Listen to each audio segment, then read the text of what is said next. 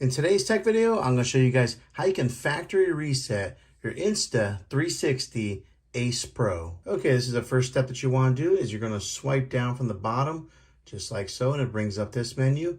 Now you're going to want to swipe over, just like so, from the right on over.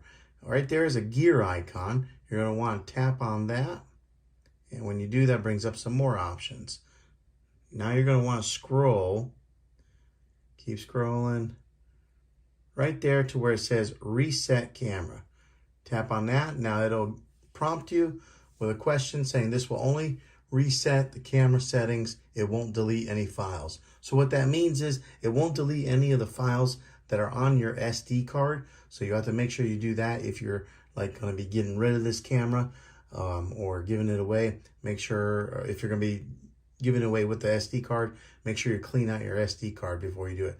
This right here will only format or factory restore the camera itself. So when you're ready to go on to the next step, you'll just click on confirm, and then it'll go ahead and go through all its proper, you'll just click on confirm, and then it'll do its thing, and it'll go ahead and factory reset your device back to the way it was when you first opened it out of the box. So this is how you factory reset the Insta360 Ace Pro.